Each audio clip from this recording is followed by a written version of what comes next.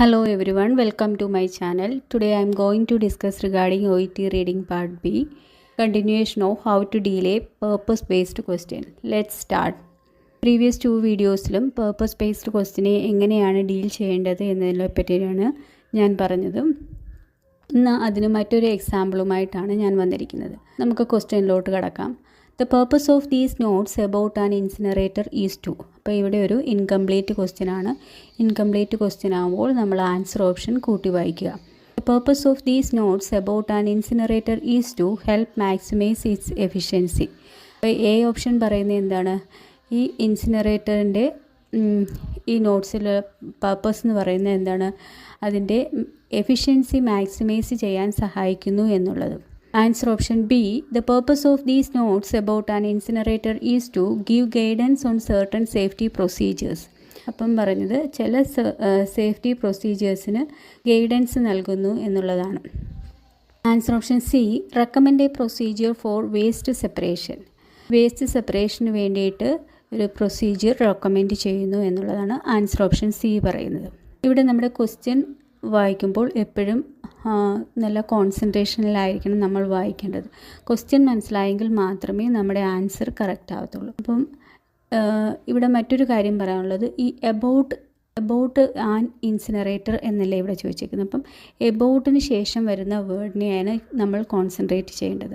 അപ്പോൾ ഇവിടെ നമ്മളുടെ കോൺസെൻട്രേഷൻ എന്ന് വെച്ചാൽ ഇൻസിനറേറ്ററിനെ പറ്റി പറയുന്നതിൻ്റെ പേർപ്പസ് എന്താണ് എന്നാണ് ചോദിച്ചിരിക്കുന്നത്. ഇപ്പോൾ ഇതിന് പകരമായിട്ടൊരു ബി പി അപ്പാരറ്റസ് എന്നാണെങ്കിലോ, about a B P apparatus എന്നാണെങ്കിൽ നമ്മുടെ കോൺസെൻട്രേഷൻ എവിടെയായിരിക്കണം? ബി പി അപ്പാരറ്റസിലായിരിക്കണം. അപ്പം എബൌട്ടിന് ശേഷമുള്ള വേർഡിനെ നമ്മൾ കോൺസെൻട്രേറ്റ് ചെയ്യുക. ഇനി നമ്മൾ ഹെഡിങ് വായിക്കുന്നു. Low cost incinerator general operating notes. Sub heading hospital waste management. Materials with high fuel values such as plastic, paper, card and dry textile will help maintain high incineration temperature. ഇവിടെ പറയുന്നത് എന്താണ്? Materials with high fuel values ഉള്ള materials ആയിട്ടുള്ള, അതിന് example പറയുകയാണ് plastic, paper, card, dry textile. ഇവയെല്ലാം എന്തിനു സഹായിക്കുന്നുവെന്ന്? ഇൻസിനറേഷൻ്റെ ടെമ്പറേച്ചർ ഹൈ ആയിട്ട് മെയിൻറ്റെയിൻ ചെയ്യാൻ സഹായിക്കുന്നു എന്നാണ് പറയുന്നത്. If possible, a good mix of waste material should be added with each batch. എന്ന് വെച്ചാൽ കഴിയുമെങ്കിൽ ഒരു good mix of waste material നമ്മൾ ഓരോ ബാച്ചിലും ആഡ് ചെയ്യുക. എന്തിനു വേണ്ടിയിട്ടുള്ള കാര്യങ്ങളാണ് ഇപ്പം പറയുന്നത്? നമ്മുടെ ടോപ്പിക്ക് പറഞ്ഞേക്കുന്നത് എന്താണ്? എങ്ങനെയാണ് നമ്മുടെ ഒരു ഇൻസിനറേഷൻ്റെ ടെമ്പറേച്ചർ ഹൈ ആയിട്ട് മെയിൻറ്റെയിൻ ചെയ്യുന്നത് എന്നുള്ളതാണ്. അപ്പം അതിനുള്ള കാര്യങ്ങളാണ് താഴോട്ട് പറയുന്നത്. അപ്പോൾ ടോപ്പിക്കിൽ ഫസ്റ്റ് നമ്മുടെ ഒരു പാരഗ്രാഫിനെ അനലൈസ് ചെയ്യുകയാണെങ്കിൽ ഫസ്റ്റ് സെൻറ്റൻസ് എന്ന് പറയുന്നത് ടോപ്പിക് സെൻറ്റൻസ്, അത് കഴിഞ്ഞ് വരുന്നത് അതിനെ സപ്പോർട്ട് ചെയ്തുകൊണ്ട് വരുന്ന സെൻറ്റൻസ്, പിന്നെ താഴോട്ട് വരുന്നതെന്ന് പറയുമ്പോഴത്തേക്ക് ആഡിങ് ഡീറ്റെയിൽസ് ആണ്. അതിനെ എങ്ങനെയൊക്കെയാണ് ഈ മുകളിൽ പറഞ്ഞിരിക്കുന്ന കാര്യങ്ങൾക്ക് ഓരോ എക്സാമ്പിളുകൾ പറയുകയും അതെങ്ങനെയൊക്കെയാണ് നമ്മൾ ചെയ്യുന്നത് എന്നുള്ളതിനെ കുറിച്ചായിരിക്കും താഴോട്ട് ആഡിങ് ഡീറ്റെയിൽസ് ആയിരിക്കും താഴോട്ടുള്ള സെൻറ്റൻസ് എന്ന് പറയുന്നത്. അപ്പോൾ ഇവിടുത്തെ ടോപ്പിക് സെൻറ്റൻസ് എന്ന് പറഞ്ഞാൽ materials with high fuel values such as plastic, paper, card and dry textiles will help maintain high incineration temperature. അപ്പം ഈ ടോപ്പിക് സെൻറ്റൻസിൽ നിന്ന് തന്നെ നമുക്ക് മനസ്സിലാവും എന്താണ് ഇവിടെ പറയാൻ ഉദ്ദേശിക്കുന്നത്. ഇൻസിനറേറ്ററിൻ്റെ ഹൈ ടെമ്പറേച്ചർ മെയിൻറ്റെയിൻ ചെയ്യാൻ ഹെൽപ്പ് ചെയ്യുന്ന കാര്യങ്ങളെ പറ്റിയാണ് നമ്മളിവിടെ പറയാൻ പോകുന്നത് എന്ന് മനസ്സിലായി. അതിനുള്ള ഒരു കാര്യമാണ്, സപ്പോർട്ട് ചെയ്യുന്ന ഒരു കാര്യമാണ് good mix of waste material. അതായത് മിക്സ് ഓഫ് വേസ്റ്റ് മെറ്റീരിയൽ നമ്മൾ ഓരോ ബാച്ചിലും ആഡ് ചെയ്യുക. അടുത്തത് പറയുന്നുണ്ട്, this can be best achieved by having a various type of waste material loaded in to a separate bag at a source. ഇതെങ്ങനെയാണ് അതായത് ഇൻസിനറേഷൻ്റെ ഹൈ ടെമ്പറേച്ചർ മെയിൻറ്റെയിൻ ചെയ്യാൻ അച്ചീവ് ചെയ്യുന്ന കാര്യങ്ങൾ. Various type of waste material loaded in to separate ബാഗിൽ നമ്മൾ various type of materials add ചെയ്യുക. എവിടെ വെച്ച്? അറ്റ് സോഴ്സ് എന്ന് പറയുമ്പോൾ ഇവിടെ ഹോസ്പിറ്റൽ വേസ്റ്റ് മാനേജ്മെൻ്റ് ആണ്.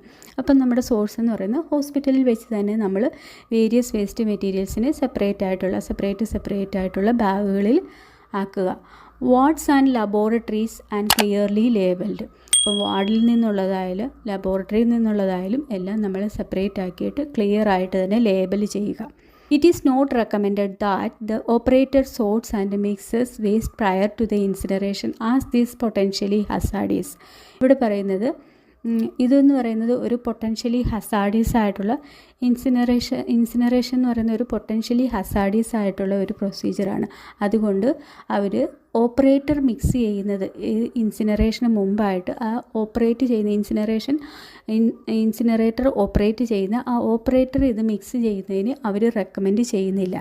അതായത് ഈ ഓപ്പറേറ്റർ ഇത് ചെയ്യരുത് എന്നുള്ള രീതിയിലാണ് ഇവിടെ പറയുന്നത്. If possible, some plastic material should be added with each batch of waste as this burn high temperature. ഇനി അടുത്ത ഒരു രീതി ആണ് പറയുന്നത്, if possible, കഴിയുമെങ്കിൽ some plastic material should be added with each batch. ഓരോ ബാച്ചിലും നമ്മൾ കുറച്ച് പ്ലാസ്റ്റിക് മെറ്റീരിയലൊക്കെ ആഡ് ചെയ്യുക. Plastic materials added with each batch of waste as this burns the high temperature. അപ്പോൾ ഇവർ പറയുന്നത് ഓരോ ബാച്ചിലും നമ്മൾ കുറച്ച് പ്ലാസ്റ്റിക് മെറ്റീരിയൽസൊക്കെ ആഡ് ചെയ്യുക. അതുമൂലം നമുക്ക് എങ്ങനെയാണ് ഇൻസിനറേറ്ററിൻ്റെ ഹൈ ടെമ്പറേച്ചർ മെയിൻറ്റെയിൻ ചെയ്യാൻ പറ്റുമെന്നുള്ളതാണ് പറയുന്നത്. However care and judgement will be needed. എന്നിരുന്നാലും നമുക്ക് കെയറും ജഡ്ജ്മെൻറ്റും ഒക്കെ ആവശ്യമാണ്. എന്തുകൊണ്ടാണ്? Too much plastic will create a dense dark smoke. നമ്മൾ കുറച്ച് പ്ലാസ്റ്റിക് മെറ്റീരിയൽസ് ആഡ് ചെയ്യാൻ പറഞ്ഞു, അത് കൂടി പോയി കഴിഞ്ഞാൽ അത് ഡെൻസ് ഡാർക്ക് സ്മോക്ക് ഉണ്ടാക്കും. അതുകൊണ്ട് കെയറും ജഡ്ജ്മെൻറ്റും ഒക്കെ ആവശ്യമാണെന്നാണ് പറയുന്നത്. അപ്പോൾ ഈ ഒരു പാരഗ്രാഫ് വായിച്ചപ്പോൾ തന്നെ നമുക്ക് മനസ്സിലായി ഇതിൻ്റെ ആശയം എന്താണ്. ഇതുകൊണ്ട് നമ്മളോട് ഉദ്ദേശിക്കുന്നത് എങ്ങനെയാണ് ഒരു ഇൻസിനറേറ്ററിൻ്റെ ഹൈ ടെമ്പറേച്ചർ മെയിൻറ്റെയിൻ ചെയ്യുക എന്നുള്ളതാണ്, അല്ലേ? ഇനി നമ്മുടെ ആൻസർ ഓപ്ഷൻ സിയിലോട്ട് പോവുകയാണ്. Recommend a procedure for waste separation. Waste സെപ്പറേഷൻ്റെ പ്രൊസീജിയർ റെക്കമെൻഡ് ചെയ്യുകയാണോ? ഇന്നതൊക്കെ വേസ്റ്റ് സെപ്പറേറ്റ് ചെയ്യുന്നതിനെ പറ്റി ഒന്നും ഇവിടെ പറയുന്നില്ല. വേസ്റ്റ് സെപ്പറേറ്റിന് ആകെപ്പാട് പറഞ്ഞത് എന്താണ്? ഓപ്പറേറ്റർ ഇത് ചെയ്യരുത് എന്നുള്ള കാര്യം മാത്രമേ അവിടെ പറയുന്നുള്ളൂ. It is not recommended that the operator sorts and mixes the waste prior to the incineration as this potentially hazardous. ഇവിടെ വേസ്റ്റ് സെപ്പറേഷനെ പറ്റി ഒന്നും തന്നെ പറയുന്നില്ല.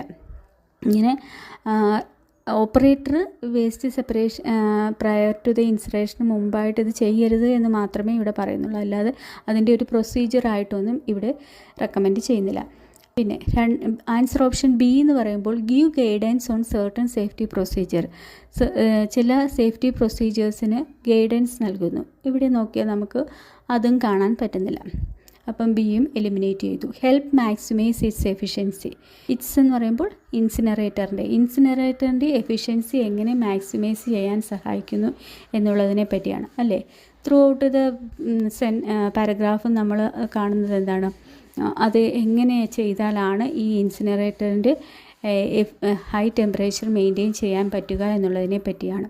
ഫസ്റ്റ് നമ്മുടെ ടോപ്പിക് സെൻറ്റൻസിൽ തന്നെ ആൻസർ ഉണ്ട്. Materials with high fuel values such as plastic, paper, card and dry textile will help maintain high incineration temperature. High incineration temperature എന്നുള്ളതാണ് ഹെൽപ്പ് മാക്സിമൈസ് ഇറ്റ്സ് എഫിഷ്യൻസി എന്ന് പാരാഫ്രൈസ് ചെയ്ത് തന്നിരിക്കുന്നത്. ഇങ്ങനെയാണ് നമ്മുടെ പേർപ്പസ് ബേസ്ഡ് ക്വസ്റ്റ്യനെ ഡീൽ ചെയ്യേണ്ടത്. ഇത് നിങ്ങൾക്ക് മനസ്സിലായി കാണുമെന്ന് ഞാൻ കരുതുന്നു. നിങ്ങൾ തരുന്ന എല്ലാ സപ്പോർട്ടിനും ഒരുപാട് നന്ദി. ഇനിയും എൻ്റെ ഈ വീഡിയോസ് ഇഷ്ടപ്പെടുകയാണെങ്കിൽ സബ്സ്ക്രൈബ് ചെയ്യുകയും ലൈക്ക് ചെയ്യുകയും ഷെയർ ചെയ്യുകയും ചെയ്യുക. Thank you.